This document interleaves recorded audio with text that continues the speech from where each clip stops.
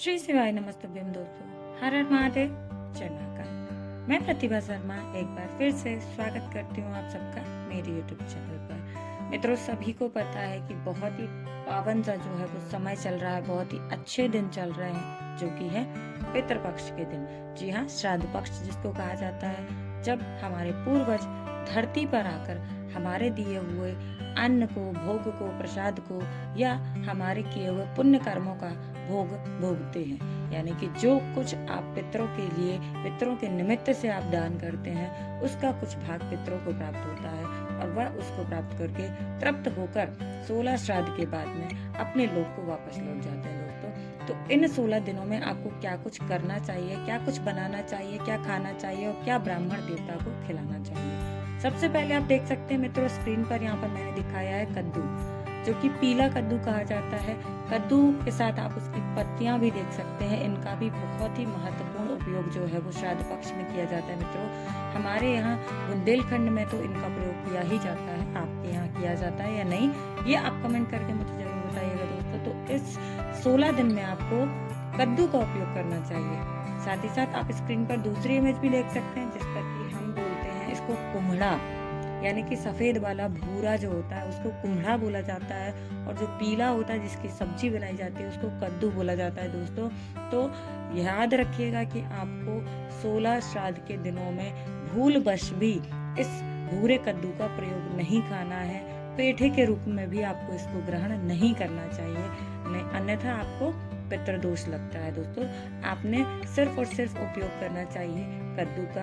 और माना जाता है कि कद्दू बहुत ही विशेष प्रकार की सब्जी है, जो कि श्राद्ध पक्ष में बहुत जरूर से आपने बनानी चाहिए, अपने परिवार में खानी चाहिए। और साथ ही साथ जिस भी तिथि में आप अपने पूर्वजों का श्राद्ध करते हैं, ब्राह्मण को भोग खिलाते हैं, आपने कद्दू की सब्जी जरूर बनानी चाहिए।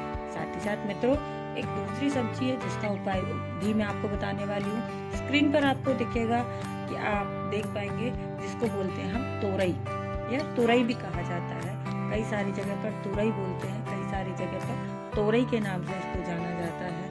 तो तोरई की जो सब्जी है वो भी इन 16 श्राद्ध के दिनों में आपको बनानी ही चाहिए। ब्राह्मण को भोग खिलाते समय आपके भोजन में तोरई का भाग होना ही चाहिए।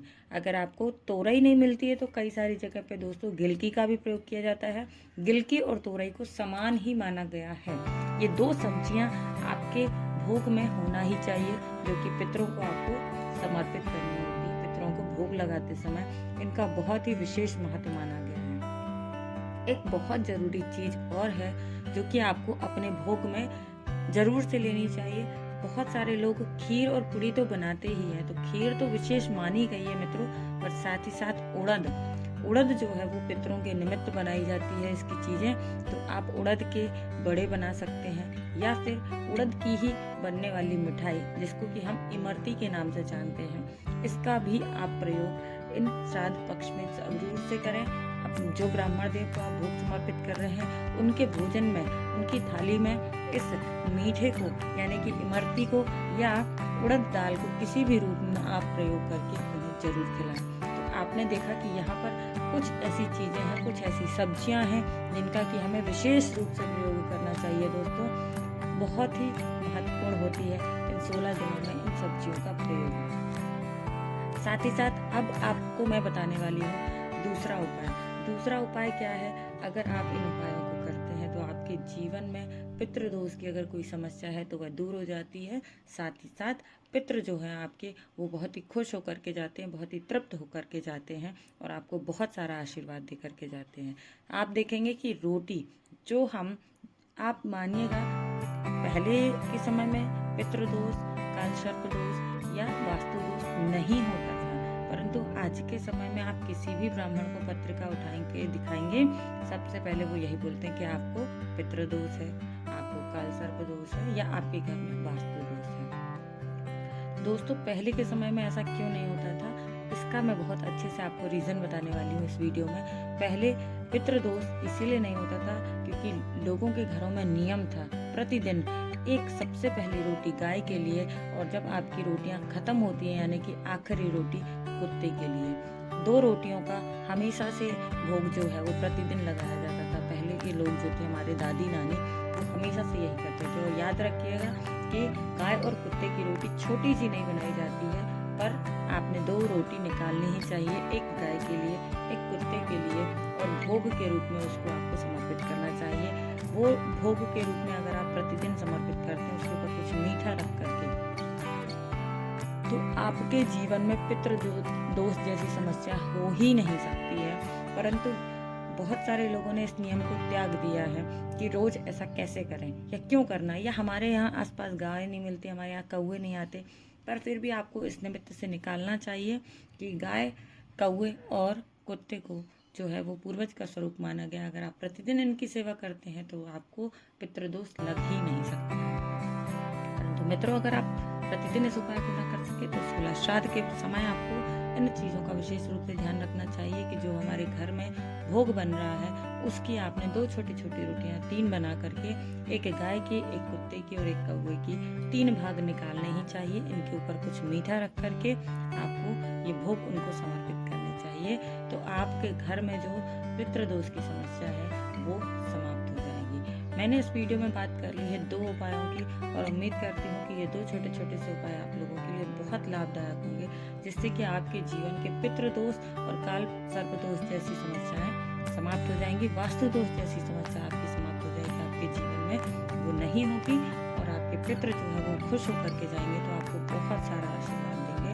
आपका पूरा साल, पूरा जीवन जो है वो खुशियों से भरा रहेगा। साथ ही साथ मित्रों, मैं एक और छोटा सा उपाय इस वीडियो में बताने वाली हूँ, जो कि है बीमारी के लिए। पूज्य गुरुजी ने अपनी कई सारी कथाओं में उस उपाय का जिक्र किया है, जो कि मैं आपको बताने वाली हूँ। परंतु उससे पहले मैंने आपको सबसे पहले उपाय में बोला था कि जो कद्दू के पत्ते होते हैं, कद्दू का जो पेड़ होता है उसकी पत्तियां जो होती हैं, या गिलकी तोरई की जो पत्तियां होती हैं दोस्तों, तो हमारे यहाँ कहा गया है कि जो आप भोग निकाल रहे हैं 16 श्राद्ध के दिनों में, जो आप भोग निकाल रहे हैं, उस भोग को अगर आप कद्दू के पत्ते या गिलकी के पत्ते के ऊपर रख करके समर्पित करते हैं, उनका आह्वान करते हैं पितृदेव को, और उनको भोग अर्पित करते हैं, तो उसका भी बहुत अधिक आपको लाभ, बहुत अधिक पुण्य प्राप्त होता है।